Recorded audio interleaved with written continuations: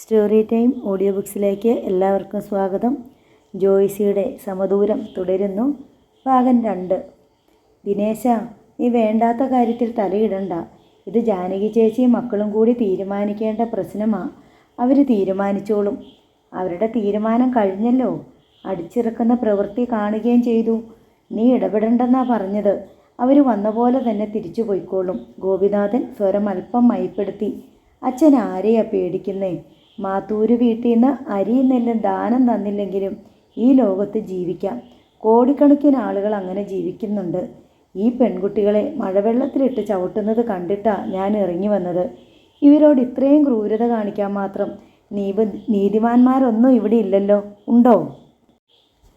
ദിനേശ, തോന്നിയാസം കാണിക്കരുത്. അവരെ വിട്ടിട്ട് നീ നിൻ്റെ പാട്ടിന് പോ. ഗോപിനാഥൻ മകനെ തടയാനൊരുങ്ങി. അച്ഛൻ ഇവിടുത്തെ സദ്യ ഇതുവരെ ഉണ്ടില്ലെങ്കിൽ ചെന്നുണ്ണ്. സമയം കളയാതെ ദിനേശൻ ചിതറിപ്പോയ പെട്ടി അടുക്കാൻ പെൺകുട്ടികളെ സഹായിച്ചു.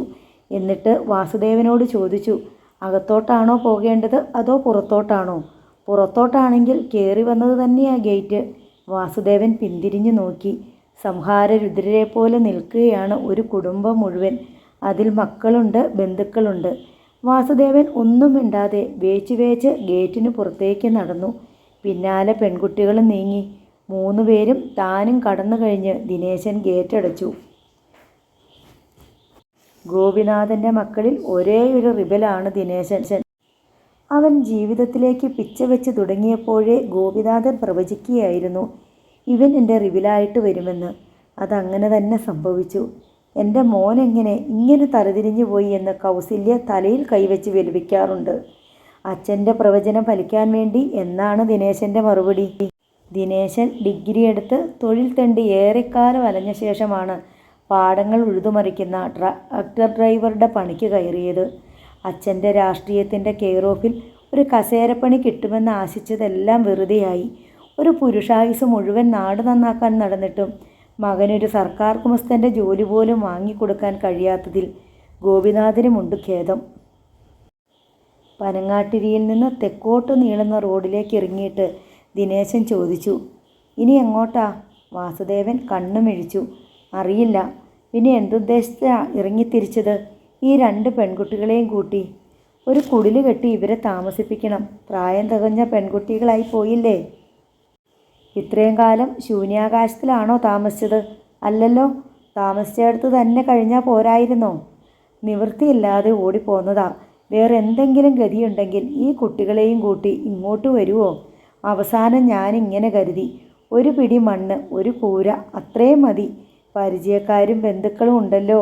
പോരെങ്കിൽ ജനിച്ചു വളർന്ന നാട്. വല്ല വീട്ടുവേലയ്ക്ക് നിന്നിട്ടെങ്കിലും ഈ കുട്ടികൾ ജീവിച്ചു പോയിക്കൊള്ളും. ആർക്കും ഒരു ഉപദ്രവവും ചെയ്യണില്ല. വാസുദേവൻ കിതച്ചുകൊണ്ടിരുന്നു. എന്നാര് പറഞ്ഞു? ദിനേശൻ അയാളെ തുറിച്ചു നോക്കി. 21 കൊല്ലം മുമ്പ് ഉപേക്ഷിച്ച് കളഞ്ഞ ഭാര്യയുടെയും മക്കളുടെയും കാലുപിടിക്കാൻ വേണ്ടി മാത്രം തിരിച്ചെത്തുന്നത് ഉപദ്രവമല്ലേ? അതും ഏതോ തേവിടിച്ചിക്ക് ജനിച്ച 2 പെൺമക്കളെയും കൂട്ടിക്കൊണ്ട്. വാസുദേവൻ നിന്നു. ഇറുകിയ കണ്ണുകളോടെ ദിനേശനെ നോക്കി. തേവിടിച്ചിയോ? നിങ്ങൾക്ക് പുണ്യവാളത്തിയായിരിക്കും. ഞാൻ ഇവിടുള്ളവരുടെ കാര്യമാ പറഞ്ഞേ. ഞങ്ങളുടെയൊക്കെ നോട്ടത്തിൽ ഭാര്യയും മക്കളെ ഇട്ടിട്ട് വേറെ വല്ല പെണ്ണിൻ്റെയും പുറകെ പോകുന്നവൻ വെറും പട്ടിയാ. എന്നിട്ട് ആ വകയിൽ ജനിച്ച മക്കളെയും കൊണ്ട് വീണ്ടും പഴയ ഭാര്യയുടെയും മക്കളുടെയും അടുത്തു വരുന്നവനെ വിളിക്കാൻ ഈ പെൺകുട്ടികൾക്ക് കേൾക്കാൻ കൊള്ളാവുന്ന വാക്കൊന്നും മലയാള ഭാഷയിലില്ല. അപമാനഭാരം കൊണ്ട് വാസുദേവൻ്റെ മുഖം താണു. അത്രയും താന്നിട്ട് തന്നെയാ മോനെ വന്നത്. നീ ഏതു വാക്കാണോ പറയാൻ ഉദ്ദേശിച്ചത് അത്രയും തന്നെ താഴെയാ ഞാനും ഈ കുട്ടികളും നിൽക്കുന്നേ. അത് നിങ്ങൾ തന്നെ സഹിച്ചാൽ മതിയായിരുന്നല്ലോ. ഇപ്പം നിങ്ങൾ വന്നത് ഈ നാട്ടിലുള്ള ഭാര്യയ്ക്കും മക്കൾക്കും അപമാനമാണ്. അവരുടെ അന്തസ്സാ ചോർന്നു പോകുന്നേ. ദിനേശൻ ഓർമ്മിപ്പിച്ചു. എൻ്റെ മോനെ, ഇതാണോ ലോകത്തിലെ ഏറ്റവും വലുത്? ഇതിനേക്കാൾ വിലപിടിച്ചതായിട്ട് എന്തൊക്കെയുണ്ട്? അഭിമാനത്തിൻ്റെയും അന്തസ്സിൻ്റെയും താഴെ എന്തുമാത്രം ജനങ്ങൾ ജീവിക്കുന്നു. ഒരു നേരത്തെ ആഹാരത്തിനും മരുന്നിനും പുതയ്ക്കാൻ ഒരു തുണ്ട് തുണിക്കും ഇരുട്ടത്താരും പതുങ്ങി നിന്ന് കഴുത്ത് ഞെരിക്കാതെ തലയൊളിപ്പിക്കാൻ പറ്റിയ ഒരു മൂലയ്ക്കും വേണ്ടിയിട്ട് എത്ര പേർ. ഞാൻ അവിടുന്നാ കുഞ്ഞേ ഈ കുട്ടികളെയും കൂട്ടി രക്ഷപ്പെട്ട് ഓടി വരുന്നത്. വൃദ്ധൻ്റെ കാലുകൾ വിറകൊള്ളുന്നത് ദിനേശൻ കണ്ടു. മീനാക്ഷി പിടിച്ചില്ലായിരുന്നെങ്കിൽ ഒരുപക്ഷെ അയാൾ വീണു പോകുമായിരുന്നു. കൈത്തോട് ഒഴുകിപ്പോകുന്നതിനു മീതെയുള്ള കലുങ്കിൽ അയാൾ ഇരുന്നു. കിഴക്കുനിന്ന് കാറ്റടിച്ചുകൊണ്ടിരുന്നു. മഴ മഞ്ഞുതുള്ളികളെപ്പോലെ നനുത്തതും തണുത്തതുമായി. 4 പേരും നനഞ്ഞു കുതിർന്നിരുന്നു. ദിനേശൻ പെൺകുട്ടികളെ നോക്കി. ഈറൻ വേഷത്തിൽ അഴകുതുടിക്കുന്ന ശരീരവടിവുകൾ. സുരക്ഷാകവചം കയ്യിലില്ലാത്ത ഒരച്ഛന് ഈ പെൺകുട്ടികളുടെ അഴക് അത്യാഹിതത്തിൻ്റെ നാന്ദിയാണ്.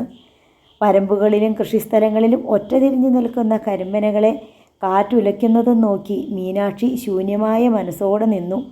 കല്യാണി തൻ്റെ കൈമുട്ടുകൾ മുഖത്തിനു നേർക്ക് ഉയർത്തിപ്പിടിച്ചു നോക്കി. പൂവ് ചോര പൊടിഞ്ഞിട്ടുണ്ട്.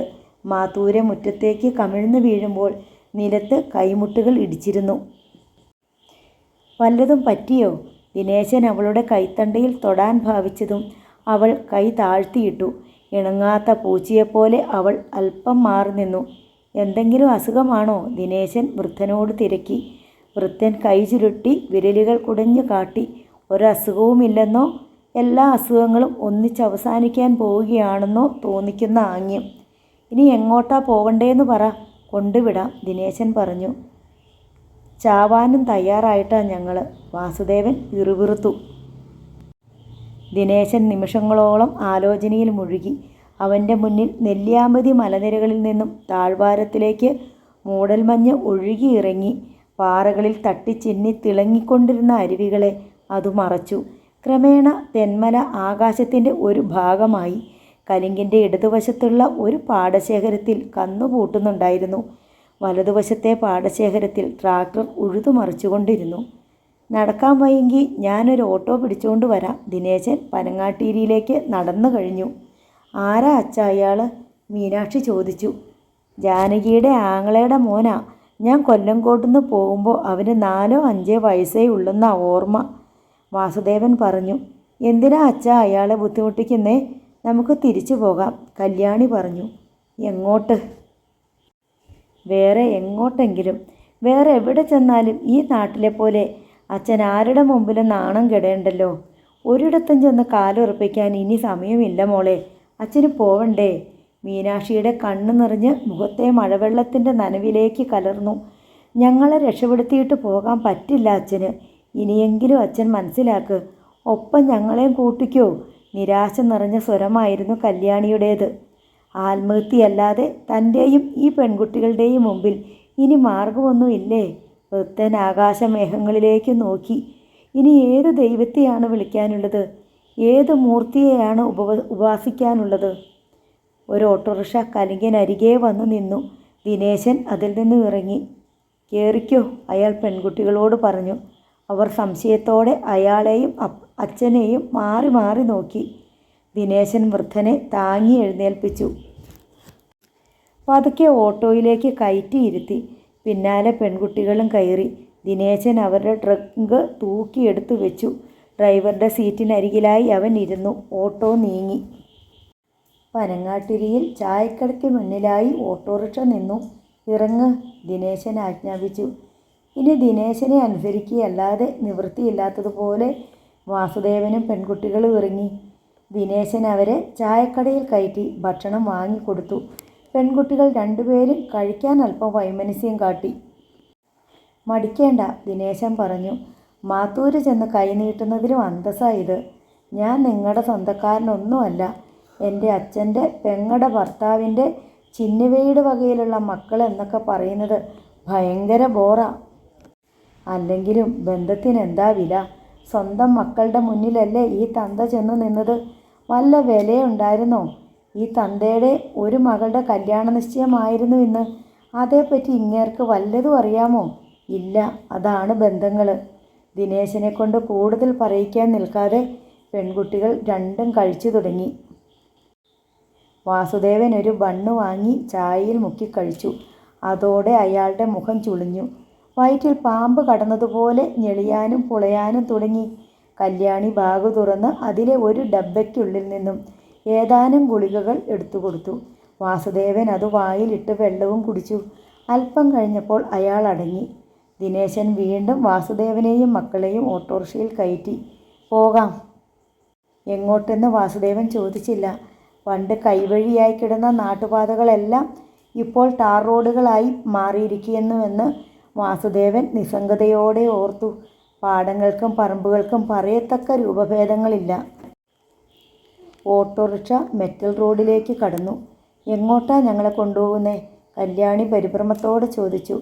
എങ്ങോട്ടാണെന്ന് പറഞ്ഞാൽ അറിയാവോ സ്ഥലം? ദിനേശൻ തിരിച്ചു ചോദിച്ചു. പാടങ്ങൾക്ക് നടുവിലൂടെ നീളുന്ന വഴിയിലൂടെ ഓട്ടോ വേഗത കുറച്ച് ഓടിക്കൊണ്ടിരുന്നു. കുറച്ചകലെ ആന തുമ്പിക്കൈ നീട്ടിവെച്ച് കിടക്കുന്നതുപോലെ ചെരിഞ്ഞ ഒരു പാറക്കെട്ട് കാണാം. ഒരൊറ്റ കല്ലുകൊണ്ടുള്ള പാറക്കെട്ട്. അതിന് താഴെ ഇടതുവശത്തെ പാടശേഖരത്തോട് ചേർന്ന് പാറ. അല്പം ദൂരെ ഒരു കളവും കളപ്പുരയും കാണായി. കളത്തിൽ രാക്ഷസഭൂതഗണങ്ങൾ മണ്ണപ്പം ചുട്ടുവെച്ചതുപോലെ അർദ്ധഗോളാകൃതിയിലുള്ള വൈക്കോൽ കൂനകൾ. ബാലികാസഹജമായ കൗതുകം കൊണ്ട് കല്യാണി മനക്കണക്കിൽ എണ്ണിത്തുടങ്ങി. 16 കൂനകൾ എണ്ണുമ്പോഴേക്കും ഓട്ടോറിക്ഷ കളത്തിലെത്തി. ദിനേശൻ ആദ്യം ഇറങ്ങി. വാസുദേവനോടും മക്കളോടും ഇറങ്ങിക്കൊള്ളാൻ ആംഗ്യം കാട്ടി. സംശയിച്ച് അവർ ഇറങ്ങി. ദിനേശൻ പെട്ടിയും മറ്റ് സാധന സാമഗ്രികളും എടുത്ത് പുറത്തു വെച്ചു. ചാർജ് കൊടുത്ത് അവൻ ഓട്ടോ പറഞ്ഞയച്ചു. മീനാക്ഷി ചുറ്റും നോക്കി. കുറേ വൈക്കോൽ കൂനകൾ. അതിനുള്ളിലെല്ലാം ഓരോ ഭീകരന്മാർ ഒളിച്ചിരിക്കുന്നുണ്ടെന്ന് അവൾ ഭയന്നു. കളപ്പുരയുടെ ഇടതുവശത്തെ പനയോല ഷെഡിൽ ഒരു ട്രാക്ടർ വിശ്രമിക്കുന്നു. ഒരു തടിയൻ പൂച്ച കളപ്പുരയുടെ ഷെഡിൽ നിന്നും ഇറങ്ങി വന്ന് ദിനേശൻ്റെ പാദങ്ങളിൽ മുഖമുരസി. നിന്റെ വീടാണോ? വാസുദേവൻ ചോദിച്ചു. അല്ല, കളമാണിത്. ഞാനിവിടെ നോട്ടക്കാരൻ. നീ തനിച്ചേ ഉള്ളൂ? അല്ല, മണിയനുണ്ട്. പോരെ? അവൻ ആ പേരുച്ചരിച്ചപ്പോൾ പൂച്ച അവനെ തന്നെ നോക്കി ഒന്ന് കരഞ്ഞു. ഞങ്ങളെ എന്തിനാ ഇവിടെ കൊണ്ടുവന്നേ? എനിക്കറിയില്ല. ഇത്രയേ എന്നെക്കൊണ്ട് ചെയ്യാൻ പറ്റൂ. അത്രയും ചെയ്തു. ദിനേശൻ കളപ്പുരത്തിണ്ണയിൽ കയറി. 2 മുറികൾ മാത്രമുള്ള മൺവീടിൻ്റെ വാതിൽ താക്കോലിട്ട് തുറന്നു. അച്ഛാ, കല്യാണി അടക്കത്തിൽ വിളിച്ചു. ഇയാൾ എങ്ങനത്തവനാണെന്ന് പോലും അറിയാതെ നമ്മളിവിടെ. ഞാൻ എങ്ങനത്തവനാണെന്നോ? ഞാൻ മനുഷ്യരെ പച്ചയ്ക്ക് ചവച്ചരച്ച് തിന്നും. പെൺകുട്ടികളുടെ ചോര വലിച്ചു കുടിക്കും.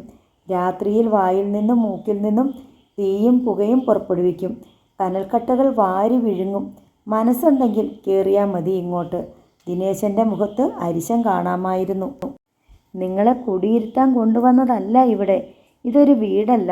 ഇന്നൊരു ദിവസം ഇവിടെ തങ്ങാം. നാളെ എങ്ങോട്ടാ പോകേണ്ടതെന്ന് തീരുമാനിക്കാം. അതെല്ലാം നിങ്ങളുടെ ഇഷ്ടം. വാസുദേവൻ തിണ്ണയിൽ കിടന്ന ബെഞ്ചിലേക്കിരുന്നു. അയാൾക്ക് കൂടുതൽ സമയം നിൽക്കാൻ വയ്യ. കുടൽമാലകളിൽ കിനാവള്ളിക്കാലുകൾ അള്ളിപ്പിടിക്കുന്നു. പെൺകുട്ടികൾ തിണ്ണയിലേക്ക് പെട്ടിയും മറ്റും എടുത്തു വെച്ചു. അകത്തു കയറാൻ മടിച്ച് അവിടെ തന്നെ നിന്നു. കളത്തിൻ്റെ പരിസരത്ത് അവിടെ ഒറ്റത്തിരിഞ്ഞ് നിന്ന കരിമനകളിൽ ഒന്നിൽ നിന്ന് ഒരാൾ ചാരിവെച്ച ഏണിയിലൂടെ ഇറങ്ങുന്നത് കാണാമായിരുന്നു.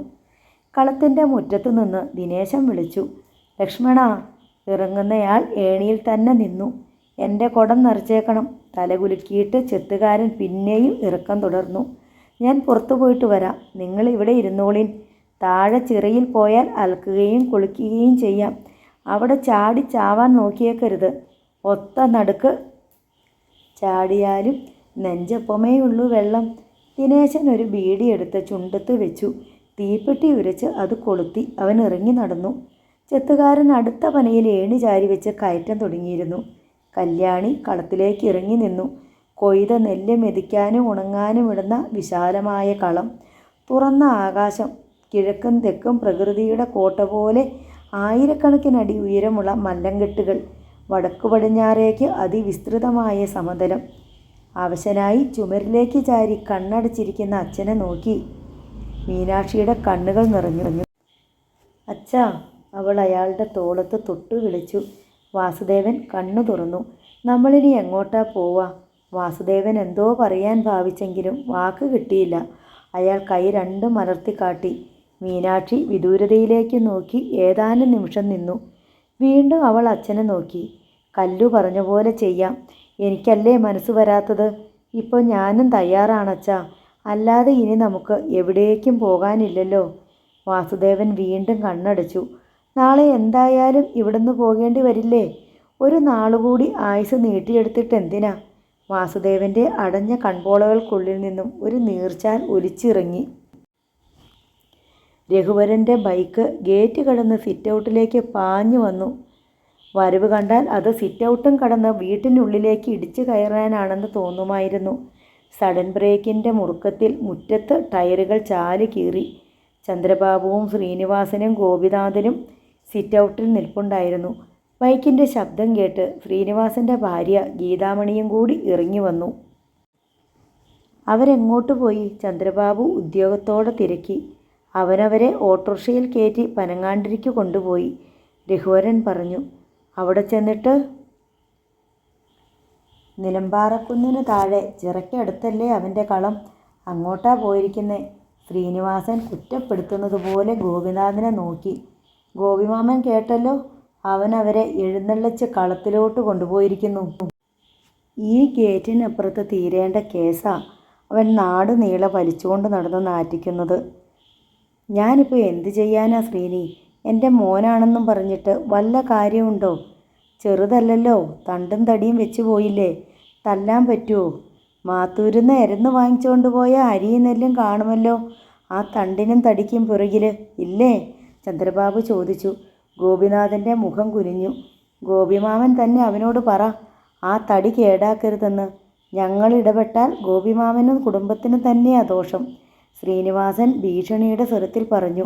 അന്തി ഇറങ്ങാൻ വീട്ടിൽ വരുന്ന മകനെയല്ലേ നമുക്ക് നിയന്ത്രിക്കാൻ പറ്റൂ? അവൻ്റെ ലോകം വീട്ടിന് പുറത്താ. എന്നാലും ഞാനൊന്ന് പറഞ്ഞു നോക്കട്ടെ. അല്ല, അവനോട് നമ്മൾ എന്ത് ദ്രോഹം ചെയ്തിട്ടാ? ഈ വീട്ടിലോട്ട് സ്വീകരിക്കുന്നവരുടെയും ഇറക്കിവിടുന്നവരുടെയും കാര്യം നോക്കാൻ അവനാരാ? ചന്ദ്രബാബു അമർഷത്തോടെ പറഞ്ഞു. നമുക്ക് ഈ നാട്ടിൽ ജീവിക്കണ്ടേ ഗോപിമാമ? എല്ലാവരും എന്നേ മറന്നു കളഞ്ഞ കഥയായത്. വീണ്ടും കുത്തിപ്പൊക്കി ചികഞ്ഞ് നാറ്റിക്കാൻ വേണ്ടിയിട്ട് ഓരോരുത്തർ തുനിഞ്ഞിറങ്ങിയ എന്തു ചെയ്യും? ആർക്കും ഒരു ഉപദ്രവവും ഇല്ലാതെ മാന്യമര്യാദയ്ക്ക് ജീവിച്ചു പോന്ന കുടുംബമല്ലേ ഇത്? ചന്ദ്രബാബുവിൻ്റെ ഭാര്യ ഗീതാമണി പറഞ്ഞു. വീട്ടിൽ കയറ്റാതിരുന്നത് കൊണ്ട് മാത്രം കാര്യമായില്ല. അവർ ഈ എലവഞ്ചേരി പഞ്ചായത്തിൽ നിന്ന് പോകണം. ശ്രീനിവാസൻ പറഞ്ഞു. അതും പോരാ, ഈ കൊല്ലങ്കോട് ദേശത്തുനിന്നേ പോകണം. നമ്മളില്ലെന്ന് കരുതിയ അച്ഛൻ ഏതോ തമിഴത്തി പ്രസവിച്ച 2 പെൺകുട്ടികളെയും കൊണ്ട് തെണ്ടി തിരിഞ്ഞു വന്ന് ഈ നാട്ടിൽ താമസിക്കുന്നു എന്ന് പറഞ്ഞ് ആളുകൾ ചിരിക്കാൻ ഇട കൊടുക്കരുത്, ചന്ദ്രബാബു തറപ്പിച്ച് പറഞ്ഞു. അതുമാത്രമാണോ? ഗീതാമണി ഇടയ്ക്ക് കയറി. നിശ്ചയിച്ച കല്യാണമാ പ്രിയയുടേത്, അത് നടക്കണ്ടേ? ഈ നാണക്കേട് നാട്ടിൽ നിന്നേ തുടച്ചു മാറ്റിയില്ലെങ്കിൽ ചിലപ്പോൾ അവർ ഈ കല്യാണം വേണ്ടെന്ന് വെച്ചു എന്ന് വരും. എന്താ ചെയ്യേണ്ടെന്ന് നിൻ്റെ അമ്മയോടുകൂടി ചോദിക്ക് ശ്രീനി, ഗോപിനാഥൻ പറഞ്ഞു. വേണ്ട, അമ്മയോട് ചോദിക്കേണ്ട. അമ്മയുടെ മനസ്സ് ഇപ്പോൾ ശരിയല്ല. ഓർക്കാപ്പുറത്ത് കിട്ടിയ ഷോക്കില അമ്മ, ചന്ദ്രബാബു പറഞ്ഞു. പ്രായപൂർത്തി കഴിഞ്ഞ ആൺകുട്ടികളുണ്ട് ഇവിടെ കാര്യങ്ങൾ തീരുമാനിക്കാൻ. ഞാനെന്തായാലും ദിനേശിനെ ഒന്ന് കാണട്ടെ. ഗോപിനാഥൻ പോകാനിറങ്ങി. ഗോപിമാമൻ ഒരു കാര്യം ഓർത്താൽ മതി, എന്ത് വില കൊടുത്തും ഞങ്ങളവരെ ഈ ദേശത്തുനിന്നേ ഒഴിപ്പിക്കും. ഞങ്ങളിൽ ഒരാൾ കൊലക്കുറ്റത്തിന് ജയിലിൽ കയറേണ്ടി വന്നാലും അതും കൂടി അവനോട് പറഞ്ഞേക്ക്. കുടിച്ച കാടിക്കും കഞ്ഞിക്കും കൂറില്ലാത്ത ആ പോത്തിനോട് ശ്രീനിവാസൻ മുന്നറിയിപ്പെന്ന പോലെ പറഞ്ഞു. കളത്തിൻ്റെ പരിസരങ്ങൾ നിരീക്ഷിക്കുകയായിരുന്നു കല്യാണി. അടുത്തെങ്ങും വീടുകളില്ല. ചുറ്റോട് ചുറ്റും ചതുരക്കണ്ടങ്ങൾ, അതിനപ്പുറം ദ്വീപ് പോലെ കുറച്ച് കരഭൂമി. അവിടെ കരിമ്പനയും വാഴയും തെങ്ങും മാവും. വീണ്ടും വിസ്തൃതമായ പാടശേഖരങ്ങൾ. ഇടയ്ക്കിടെ ചെറുതുരുത്തുകൾ പോലെ കരഭൂമി കാണാനുണ്ട്. ഓരോ തുരുത്തുകളിലും ഓരോ വീടുണ്ടാവുമെന്ന് അവൾക്ക് തോന്നി. ചില തുരുത്തുകളിൽ നിന്ന് പുക പൊന്തുന്നുണ്ട്. ഇവിടെ കളത്തിന് ചുറ്റും ചെറിയൊരു മാന്തോപ്പ്, കുറ്റിച്ചെടിയോളം മാത്രം വളർന്ന മാവിൻ തൈകൾ. തലയ്ക്കു മീതെ എന്നോണം ആനമസ്തകത്തിൻ്റെ ആകൃതിയിൽ ഒരു കരിമ്പാറ, അതിന് ചുവടെ ചിറ. വയലിനോട് ചേർന്ന് പടുകൂറ്റിനൊരു കാട്ടുമാവ്. വിളിച്ചാൽ കേൾക്കാവുന്നത്രയെങ്കിലും അകലെ ഒരു വീടുണ്ടായിരുന്നെങ്കിൽ എന്നവൾ ആശിച്ചു. ഒരു കിണറുണ്ട് കളത്തിനരികെ. ആൾമറയും കപ്പിയും കയറും ബക്കറ്റുമുണ്ട്. കൂടാതെ മോട്ടോർ വെച്ചിരിക്കുന്നതും കണ്ടു. കല്യാണി കിണറ്റിലേക്ക് നോക്കി. നല്ല ആഴം, കലങ്ങിയ മഞ്ഞ വെള്ളം. കല്യാണി ഓരോ ചുവട് വയ്ക്കുമ്പോഴും അവളെ അതിശയിപ്പിച്ചുകൊണ്ട് എണ്ണമറ്റ തുമ്പികൾ പറന്നു പൊങ്ങി. 1ഉം 2ഉമല്ല, 10ഉം 100ഉമല്ല, ആയിരക്കണക്കിന് തുമ്പികൾ. കല്ലു, കളപ്പുരമുറ്റത്ത് നിന്ന് വിളി വന്നു. മീനാക്ഷിയാണ്. കല്യാണി തിരികെ പോന്നു. നീ എവിടൊക്കെ അലഞ്ഞു തിരിയണേ? നിനക്ക് പരിചയമുള്ള സ്ഥലമാണോ ഇത്? മീനാക്ഷി അനുജത്തിയെ ശാസിച്ചു. ഞാൻ എങ്ങോട്ടും പോയില്ലല്ലോ. ഇവിടൊക്കെ ചുറ്റി നടന്ന് കാണാനും പാടില്ലേ? എനിക്കാണെങ്കിൽ ഇവിടെ വന്നിട്ട് പേടിയാ. വിളിച്ചാൽ കേൾക്കാൻ പോലും ആരുമില്ല. എന്തിനാ പേടിക്കണേ? നമ്മുടെ അച്ഛൻ്റെ നാടല്ലേ. അച്ഛൻ്റെ നാടും വീടും ഒക്കെ കണ്ട് കൊതി തീർന്നില്ലേ നിനക്ക്? അച്ഛൻ്റെ നാട്. ആ തിണ്ണേലെങ്ങാനും വന്നിരിക്കുക. ഇതിലെ ഞെളിഞ്ഞു നടന്ന് ആരെന്ത് ചെയ്താലും ചോദിക്കാൻ ആളില്ലാത്ത 2 പെൺകുട്ടികൾ ഇവിടെ ഉണ്ടെന്ന് ആൾക്കാരെ കാണിക്കണ്ട. ഓഹ്. കല്യാണി തല ചൊറിഞ്ഞുകൊണ്ട് കളപ്പുരത്തിണ്ണയുടെ നേർക്ക് നടന്നു. അച്ഛൻ പറഞ്ഞാൽ അവൾ കേട്ടുവെന്ന് വരില്ല. അധികാരമുള്ള ആര് പറഞ്ഞാലും ചിലപ്പോൾ അവൾ ധിക്കരിക്കാനുള്ള പ്രവണത കാട്ടും. പക്ഷേ മീനുവൊക്കെ പറഞ്ഞാൽ എത്ര പ്രതിഷേധമുണ്ടെങ്കിലും ശരി, അവൾ അക്ഷരം പ്രതി അനുസരിക്കും. മീനുവൊക്കെ ഭയന്നിട്ടല്ല, അത് ബഹുമാനക്കൂടുതൽ കൊണ്ടാണ്. അതിനേക്കാൾ സ്നേഹാധിക്യം കൊണ്ടാണ്. കല്യാണി പിണങ്ങിയ മട്ടിൽ സിമൻ്റിട്ട തിണ്ണയിൽ ചെന്നിരുന്നു. മീനാക്ഷിയും അരികെ ചെന്ന് കാലപ്പഴക്കം കൊണ്ട് ജീർണിച്ചു തുടങ്ങിയ മരത്തൂണിലേക്ക് ചാരിയിരുന്നു. താടിക്കു കീഴെ 2 കൈ ഊന്നി അല്പം കുനിഞ്ഞിരുന്ന കല്യാണിയുടെ കൈത്തണ്ടയിൽ അവൾ പിടിച്ചു. കല്യാണി മുഖം തിരിച്ചു നോക്കി. അവളുടെ മുഖത്തേക്ക് പാറിക്കിടന്ന മുടിച്ചുരുളുകൾ മീനാക്ഷി ചെവിക്കു പിന്നിലേക്ക് മാടി വെച്ചു. കല്യാണി കലഹം വിട്ട് അവളുടെ തോളിലേക്ക് ചാരി. അച്ഛൻ എന്തിയെ? കല്യാണി ചോദിച്ചു. അകത്ത് കിടക്കുവോ? അച്ഛന് വയ്യ. കല്യാണി വൈല്ലായ്മയോടെ അവളെ നോക്കി. നിനക്ക് ക്ഷീണമില്ലേ മോളെ? മീനാക്ഷി അവളുടെ നെറ്റിയിൽ തലോടി. കല്യാണി ചാഞ്ഞ് അവളുടെ മടിയിലേക്ക് തല വെച്ച് കിടന്നു. നമ്മളിനി എങ്ങോട്ടാക്കാ പോകണ്ടേ? കല്യാണി ചോദിച്ചു. മീനാക്ഷിയിൽ നിന്ന് മറുപടി ഉണ്ടായില്ല. അല്പം കഴിഞ്ഞ് കല്യാണി മുഖം മുകളിലേക്ക് തിരിച്ചു നോക്കി. മീനാക്ഷി നിശബ്ദമായി നനഞ്ഞ കണ്ണുകൾ തുടയ്ക്കുന്നതാണ് അവൾ കണ്ടത്. എന്നിട്ട് ആശ്വസിപ്പിക്കാൻ എന്ന പോലെ അവളുടെ നേർക്ക് മന്ദഹസിക്കുകയും അവളുടെ കവിളത്തും മുടിയിലും തലോടുകയും ചെയ്തു. മുടിയിഴകളിലൂടെ വിരലുകൾ ഓടുന്ന സുഖം അറിഞ്ഞു കിടന്ന് കല്യാണി മയങ്ങി. തൂണിൽ ചാരിയിരുന്ന് അറിയാതെ മീനാക്ഷിയും. ഒരു ഓട്ടോറിക്ഷയുടെ ശബ്ദം, ആളുകളുടെ ഒച്ചയും കേട്ട് അവൾ ഞെട്ടി ഉണർന്നു. കല്യാണിയെ കുലുക്കി ഉണർത്തി. ഗോപിനാഥൻ ഓട്ടോറിക്ഷയിൽ നിന്ന് ഇറങ്ങി പെൺകുട്ടികളെ അടിമുടി നോക്കി. എവിടെയവൻ? മീനാക്ഷി കൈമലർത്തി. എവിടെ പോയി? അറിയില്ല. നിങ്ങളുടെ അച്ഛൻ എവിടെ? വാസുദേവൻ, വിളിക്കിൻ. കല്യാണി അച്ഛനെ വിളിക്കാൻ ഒരുമ്പിടുമ്പോഴേക്കും വാസുദേവൻ പിടഞ്ഞെണീറ്റ് വാതിൽക്കൽ വന്നു. ആഹാ, അകത്ത് കയറി പൊറുതി തുടങ്ങിയോ? എന്താ നിങ്ങളുടെ ഉദ്ദേശം? ഗോപിയുടെ മകനാ ഞങ്ങളെ ഇവിടെ എത്തിച്ചത്. ഇങ്ങോട്ട് വരാനുദ്ദേശിച്ചതല്ല ഞങ്ങൾ, വാസുദേവൻ പറഞ്ഞു. അവനങ്ങനെ പലതും ചെയ്യും. അവൻ്റെ തലയ്ക്ക് വട്ട, അത് നിങ്ങൾക്കറിയോ? എൻ്റെ പെങ്ങളുടെയും കുടുംബം തകർക്കാൻ വേണ്ടിയിട്ട് ഇറങ്ങിയിരിക്കുകയാണല്ലേ കിഴട്ട് തന്തേ തേവടിച്ച് പെണ്ണുങ്ങളും. ഗോപി, നീ എന്നെ പറഞ്ഞു. ഒന്നും അറിയാത്ത എൻ്റെ കുട്ടിയോളെ പറയരുത്. ജീവിക്കാൻ നിവൃത്തിയില്ലാണ്ട് ഗതികെട്ട് വന്നവരാ ഞങ്ങൾ. അത്രയ്ക്ക് ഗതികെട്ടെങ്കിൽ ഇവറ്റകളെ വിളിച്ചുകൊണ്ട് വല്ല വേശ്യാത്തെരുവിലും പോയി താമസിക്കടോ. നിവൃത്തികേട് മാറിക്കിട്ടും, നല്ല വരുമാനവും ഉണ്ടാകും. പോടാ. കല്യാണി സമനില തെറ്റിയ പോലെ ഗോപിനാഥൻ്റെ നേർക്ക് ചീറി. ഗോപിനാഥൻ ഞെട്ടിപ്പോയി. തന്നോട് തന്നെയോ എന്ന് സംശയിച്ച് അയാൾ പിന്നോട്ട് തിരിഞ്ഞു നോക്കി. കല്ലു, മീനാക്ഷി താക്കീതിൻ്റെ ഒച്ചയിൽ വിളിച്ചു. അക്ക, അയാൾ പറഞ്ഞത് കേട്ടില്ലേ? കൊള്ളാം, നല്ല സംസ്കാരം. അച്ഛൻ്റെ പ്രായമുള്ളവരെ ഈ വിളിക്കണമെങ്കിൽ അവിടുന്ന് തന്നെയായിരിക്കും ഇങ്ങോട്ട് വന്നത്, വേശ്യാത്തെരുവീന്ന്. അച്ഛൻ്റെ പ്രായമുള്ളവർ പറയേണ്ട പോലെയാണോ ഇയാൾ പറഞ്ഞത്? കല്ലു, നീ മിണ്ടരുത്, മീനാക്ഷി ശാസിച്ചു. കല്യാണി നാവടക്കി. അല്ല, ആരാ ഇത്? ശബ്ദം കേട്ട് എല്ലാവരും തിരിഞ്ഞു നോക്കി. വൈക്കോൽ കൂനകൾക്കിടയിലൂടെ 2 കൈയിലും ഓരോ സഞ്ചി തൂക്കിപ്പിടിച്ച് ദിനേശൻ വരുന്നുണ്ടായിരുന്നു.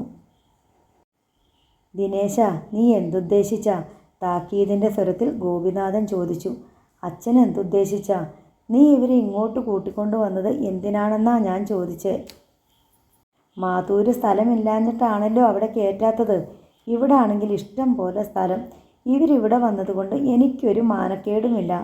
വാസുദേവനും മക്കളും ഈ കൊല്ലങ്കോട് താമസിക്കാൻ മാത്തൂരുകാർ സമ്മതിക്കില്ല. അച്ഛാ, ഇത് ആലത്തൂരുകാരുടെ കളമാ. ഞാനാ നോക്കുന്നേ. ഇവിടെ എന്ത് ചെയ്യണം എന്ത് ചെയ്യണ്ട എന്ന് തീരുമാനിക്കുന്നത് ഞാനാ, മാത്തൂരെ പിള്ളേരല്ല. ഗോപിനാഥൻ നിസ്സഹായനായി മകനെ നോക്കി ഏതാനും നിമിഷം നിന്നു. പിന്നെ ഓട്ടോയിൽ ചെന്ന് കയറി. അതിലിരുന്നു കൊണ്ട് വാസുദേവനെ നോക്കി അമർഷത്തോടെ പറഞ്ഞു, എൻ്റെ മോന് എന്തെങ്കിലും ആപത്ത് സംഭവിച്ചാൽ അതിനുത്തരവാദികൾ നിങ്ങളായിരിക്കും. ഓർത്തോ. ഗോപിനാഥൻ ഓട്ടോറിക്ഷയിൽ കയറിപ്പോയി. ദിനേശ, ഞങ്ങൾ പൊയ്ക്കോളാം. വെറുതെ വീട്ടുകാരുമായിട്ട് വഴക്കിടണ്ട, വാസുദേവൻ പറഞ്ഞു. നീ ആഹാരം വാങ്ങിത്തന്നു. ഇവിടെ വന്ന് അല്പനേരം വിശ്രമിക്കുകയും ചെയ്തു. മതി. പോവണ്ടെന്ന് ആര് പറഞ്ഞു? അല്ലെങ്കിലും നിങ്ങളെ ഇവിടെ താമസിപ്പിക്കാൻ എനിക്ക് പറ്റുമോ? ആലത്തൂരുകാരുടെ കളമായത്, എൻ്റേതല്ല. എന്നാൽ ഞങ്ങളെ പാലക്കാട്ട് എത്തിക്കാം. നാളെ ആകട്ടെ. ഇന്നൊരു ദിവസം ഇവിടെ കൂടുന്നത് കൊണ്ട് ഒരു കുഴപ്പവും സംഭവിക്കാനില്ല. നാളെ ഏത് നാട്ടിൽ കൊണ്ടുവിടണമെന്ന് പറഞ്ഞാൽ മതി, കൊണ്ടുവിട്ടേക്കാം. അല്ലെങ്കിൽ തന്നെ നിങ്ങൾക്ക് വേണ്ടിയിട്ട് മാത്തൂരുകാരുമായിട്ട് വഴക്കടിച്ചോളാമെന്ന് വഴിപാടൊന്നുമില്ല എനിക്ക്. അച്ഛൻ പറഞ്ഞത് കേട്ടല്ലോ. ഞാൻ ഒതുങ്ങി കഴിയുക ഇവിടെ. ഒരു പ്രശ്നം ഉണ്ടാക്കാതെ. നേരത്തെ എൻ്റെ സ്വഭാവം അല്പം ചീത്തയായിരുന്നു, ഇപ്പം നന്നായതാ. വാസുദേവൻ കല്യാണിയെയും മീനാക്ഷിയെയും നോക്കി. ഒരു ദിവസം അഭയം കിട്ടുന്നത് വലിയ കാരുണ്യമാണ്. നാളെ എന്തെന്ന് നാളെ അറിഞ്ഞാൽ മതിയല്ലോ. കല്ലു, ദിനേശൻ വിളിച്ചത് കേട്ട് അവളുടെ കണ്ണുകളിൽ പരിഭ്രമം വിടർന്നു. ഇതങ്ങോട്ട് പിടിച്ചേ. ഇടത്തെ കയ്യിലിരുന്ന സഞ്ചി ദിനേശൻ അവളുടെ നേർക്ക് നീട്ടി. അവൾ അറച്ചു നിന്നു. പിടിക്കാൻ. അവൻ്റെ സ്വരത്തിൽ ആജ്ഞയും അധികാരവും കനത്തു നിന്നു. അവൾ പെട്ടെന്ന് കൈനീട്ടി. ദേഷ്യം വന്നാൽ പിശാചാ ഞാൻ, ആനമൃത. ദിനേശൻ മുറുമുറുത്തു. ഇത് നീയും പിടി, അകത്ത് കൊണ്ടുപോയി വെച്ചേക്ക്. അവൻ വലങ്കൈയിലെ സഞ്ചി മീനാക്ഷിയെ ഏൽപ്പിച്ചു. മീനാക്ഷി സഞ്ചി വാങ്ങിയപ്പോൾ അതോടൊപ്പം തലകീഴായി കിടന്ന കോഴി ചിറകിട്ടടിച്ചു. മീനാക്ഷി ഭയന്നുപോയി. കൊല്ലാൻ പേടിയുണ്ടോ? ദിനേശൻ ചോദിച്ചു. മീനാക്ഷി കണ്ണു മിഴിച്ചു. മനുഷ്യനെയല്ല, കോഴിയെ. മീനാക്ഷി തല കുലുക്കി. എനിക്ക് കോഴിയെന്നല്ല, മനുഷ്യനെ കൊല്ലാനും പേടിയില്ല. അവൻ ചിറയുടെ നേർക്ക് നടന്നു പോകുന്നത് നോക്കി വാസുദേവനും പെൺകുട്ടികളും ശങ്കിച്ചു നിന്നു. ദിനേശൻ പോയി പറമ്പിൽ നിന്നും വാഴയില മുറിച്ചുകൊണ്ട് വന്നു. കളത്തിൻ്റെ പിന്നാമ്പുറത്തൊരു ചായ്പുണ്ട്. അവിടെ 3 കല്ലുകൾ വെച്ച ഒരടുപ്പും അതിന് ചുറ്റുമായി കുറച്ച് അലുമിനിയം പാത്രങ്ങളും. ദിനേശൻ ചായ്പിന് പിന്നിൽ വെച്ച് കോഴിയെ വെട്ടി വെള്ളം തിളപ്പിച്ച് അതിൽ മുക്കി ഡ്രസ് ചെയ്തെടുത്തു. കല്ലു, നീ ഇങ്ങ് വാ, ദിനേശൻ വിളിച്ചു. ഇടുങ്ങിയ മുറിയിൽ വാസുദേവൻ്റെ അടുത്ത് കട്ടിലിൽ ഇരിക്കുകയാണ് കല്യാണിയും മീനാക്ഷിയും. കല്യാണി ആശങ്കയോടെ മീനാക്ഷിയെ നോക്കി. ചെല്ലാൻ മീനാക്ഷി കണ്ണ് കാണിച്ചു. കല്യാണി എഴുന്നേറ്റ് ചെന്നു. മീനാക്ഷി വാതിക്കൽ ചെന്ന് കാവൽ നിന്നു. ഈ കോഴീൻ്റെ കാലയിലൊന്ന് പിടിക്ക്, ദിനേശൻ കല്യാണിയോട് നിർദ്ദേശിച്ചു. ഇന്ന് നിങ്ങൾ എൻ്റെ അതിഥികളാ. നിങ്ങളെ സൽക്കരിക്കാൻ വേണ്ടിയാ ഇതെല്ലാം. നാളെ നിങ്ങൾക്ക് നിങ്ങളുടെ പാട്, എനിക്ക് എൻ്റെ പാട്. കല്യാണി കോഴിയെ ഒരുക്കാൻ അവനെ സഹായിച്ചു. ഞാൻ വല്ലപ്പോഴും ഇവിടെ തനിയെ വെച്ച് കഴിക്കാറുണ്ട്, ദിനേശൻ പറഞ്ഞു. അവൻ 4-5 ഇഷ്ടികകൾ പെറുക്കിക്കൊണ്ട് വന്ന് ഒരടുപ്പും കൂടി ഉണ്ടാക്കി. അവൻ തന്നെ അരി കഴുകി വേവാനിട്ടു.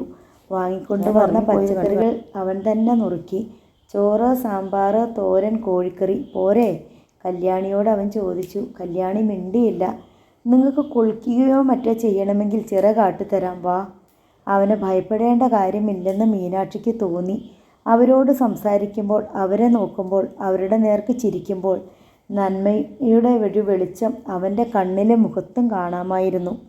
ബാഗിൽ നിന്ന് തോർത്തും സോപ്പും മാറാനുള്ള വസ്ത്രങ്ങളും എടുത്തു അവർ. അവൻ്റെ പിന്നാലെ തെങ്ങുകൾക്കിടയിലെ ഈറൻ മണ്ണിലൂടെ നടന്നു. ചിറയിലെ വെള്ളം കലങ്ങിക്കിടന്നു. ദിനേശൻ അരയോളം വെള്ളത്തിൽ ചിറയിൽ ഇറങ്ങി നിന്ന് കൈയും കാലും മുഖവും കഴുകി. മുങ്ങിപ്പോകുമെന്ന് പേടിക്കേണ്ട, ഇറങ്ങി നിന്ന് കുളിക്കാം, അവൻ പറഞ്ഞു. എന്നിട്ടവൻ കളത്തിലേക്ക് തിരികെ പോന്നു. ചിറയുടെ അതിരുകളിലെ കരിമ്പനകളും വിജനതയും പെൺകുട്ടികളിൽ ആശങ്കയുളവാക്കി. അക്ക, അയാളൊരു നല്ല മനുഷ്യനാണോ? കല്യാണി ചോദിച്ചു. ആണെന്ന് തോന്നുന്നു. അച്ഛൻ്റെ ബന്ധുവല്ലേ? അയാൾ എന്തിനാ നമ്മളെ പേടിപ്പിക്കുന്നേ? പിശാചാണെന്നും തീ വിഴുങ്ങുമെന്നും ഒക്കെ പറഞ്ഞ്. അങ്ങനെയായിരിക്കും അയാൾ പെരുമാറി ശീലിച്ചത്. സന്ധ്യയ്ക്ക് മുമ്പേ അവർ കുളി കഴിഞ്ഞ് കളത്തിലെത്തി. ദിനേശൻ കൊണ്ടുപിടിച്ച ആഹാരമുണ്ടാക്കിയാണ്. കല്യാണിയും മീനാക്ഷിയും അവൻ്റെ പ്രവൃത്തികൾ നോക്കിക്കൊണ്ടേയിരുന്നു. 2 മുറികളേ ഉള്ളൂ കളപ്പുരയ്ക്ക്. ഒന്നിൽ വളവും കീടനാശിനികളും നെല്ലും വിത്തുകളും പാട്ടകളും ടിന്നുകളും. മറ്റേ മുറിയിൽ ഒരു കട്ടിൽ. ഇഴപൊട്ടി തുടങ്ങിയ പ്ലാസ്റ്റിക് കസേരകൾ 2 തിണ്ണയിലൊരു ബെഞ്ച്. കറൻറ്റും വെളിച്ചവുമുണ്ട്. ദിനേശൻ ചോറും കറികളും ഉണ്ടാക്കി കഴിഞ്ഞു. വാഴയിലയിൽ ആവി പറക്കുന്ന ചൂടോടെ അത് വിളമ്പി. കഴിക്കാൻ വാസുദേവനെയും പെൺകുട്ടികളെയും വിളിച്ചു. അവർ കൈ കഴുകിക്കൊണ്ടിരിക്കുമ്പോൾ കളത്തിനു മുമ്പിൽ ഒരു ജീപ്പിൻ്റെ ഇരമ്പൽ കേട്ടു. ജീപ്പിൽ നിന്നും ഇറങ്ങിയവരെ ദിനേശന് മനസ്സിലായി. സുപ്രിയ റൈസ് മില്ലിൽ ദിവസക്കൂലിക്ക് ജോലിയെടുപ്പിക്കാൻ കോയമ്പത്തൂരിൽ നിന്നും സേലത്തു നിന്നും തിരുനെൽവേലിയിൽ നിന്നും കൊണ്ടുവന്ന തമിഴ് തൊഴിലാളികളാണ്. അവർ ആരുടെയോ ആജ്ഞയ്ക്ക് വേണ്ടിയെന്നോണം കാത്തു നിന്നു. ചന്ദ്രബാബുവും രഘുവരനും കൂടി ജീപ്പിൽ നിന്ന് ഇറങ്ങി വന്നു. ദിനേശാ, അവരെവിടെ? ചന്ദ്രബാബു ക്ഷുഭിത സ്വരത്തിൽ ചോദിച്ചു. നോവൽ നാളെ തുടരും.